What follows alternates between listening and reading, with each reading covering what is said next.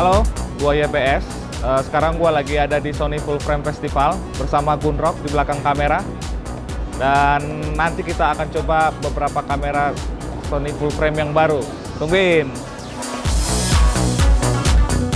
Nah, ini salah satu kamera yang akan kita coba, RX1 Mark II.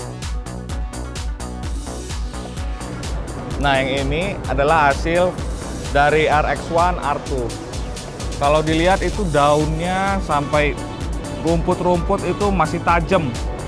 Ini pasti karena resolusinya yang tinggi 42,4 megapiksel. Kira-kira kalau dicetak di baliho setajam apa ya? Nah, ini salah satu contoh hasil jepretan A7S2. Gambarnya diambil di low light condition, tapi di bagian shadow-nya, noise-nya nggak kelihatan.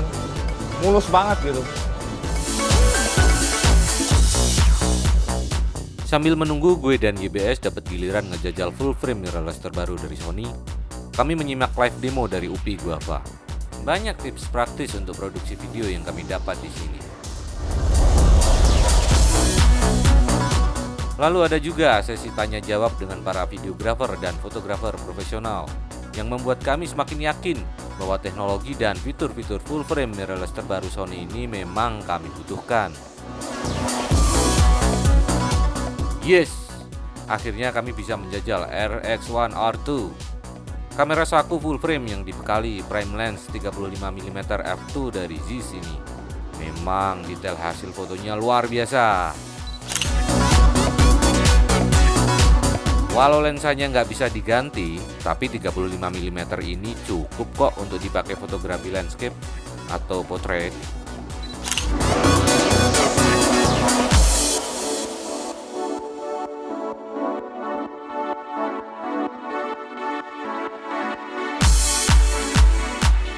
A7S2, seperti yang pernah gua review sebelumnya, luar biasa high ISO performance-nya. Di ISO 32.000 ke atas, noise-nya masih berasa organik untuk dipakai di video. Halus, amazing.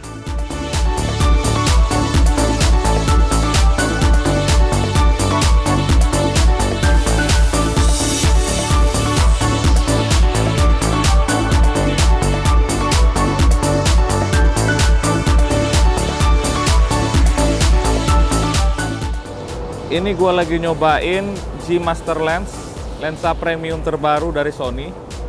Lensa ini belum ada di Indonesia, jadi yang ini bawa langsung dari Jepang.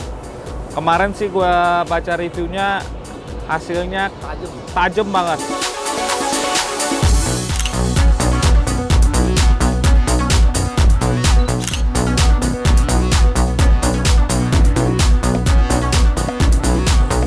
Kalau kita ngomongin full frame buat video ya, sebenarnya gini, di tren sekarang tuh orang banyak nyari bokeh sebenarnya. Jadi nyari depth of field yang cukup signifikan antara objek sama background, blur-blurnya.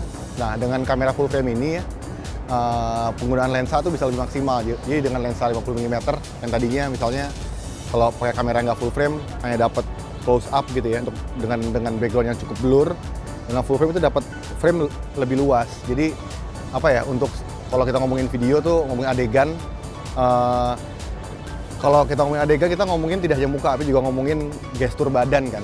Nah, kita bisa capture semuanya dengan tetap menjaga apa ya, estetika gambar. Enggak sih, full frame lensanya nggak ada yang besar sih kayaknya. Buat mirrorless sendiri, mirrorless full frame kayak A7 sih, lensanya kita punya G-Lens, punya size yang dikhususkan untuk A7 yang ukurannya itu jauh lebih kecil daripada lensa-lensa untuk SLR yang lain. Kalau bingungin enggak, tapi yang penting kita pelajari sebenarnya masing-masing tuh ada strong point-nya buat apa aja gitu. Kalau kita kegunaan untuk lebih umum, biasa mungkin kita cukup pakai di Alpha 7 atau 7 Mark II. Aku sebagai fotografer komersial, aku akan pakai A7R Mark II karena megapikselnya yang pertama 42 megapiksel. Nah, ada Alpha 7S. Alpha 7S tuh lebih ke sensitivity. Nah, itu jelas. Emang secara megapiksel tuh hanya 12 megapiksel untuk fotonya ya. Tapi dia lebih menginjek fitur-fitur yang untuk video.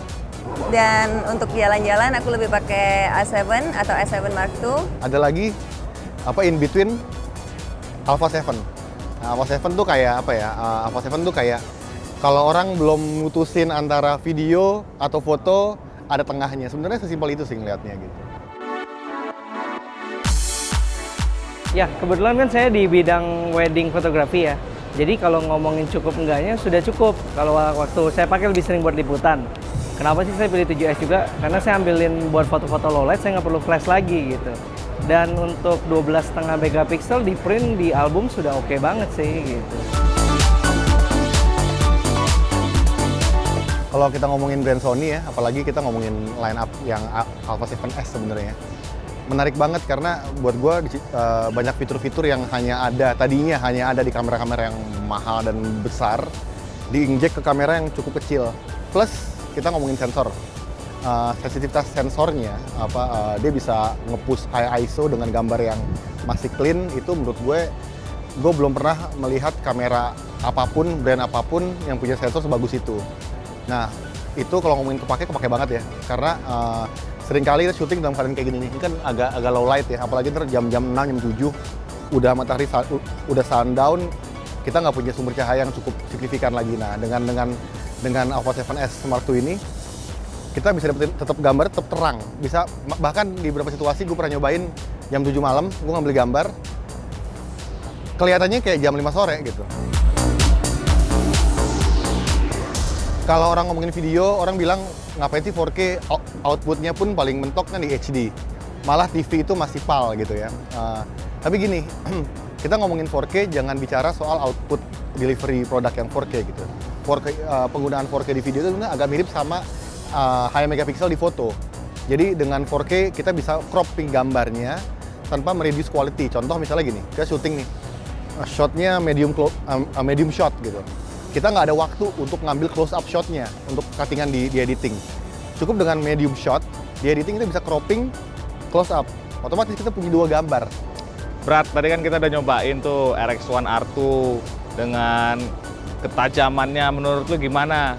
Gila. Nah, kalau yang kedua kan kita coba A7S II video di low light ISO 32.000. Ngeri. Gua sih tertarik banget upgrade ke full frame.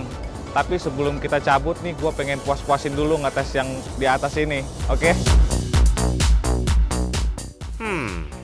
Habis ini gue upgrade ke apa ya enaknya? A7S tuh menarik banget sih buat gue yang fokus bikin video. Ngepet dulu biar kebeli.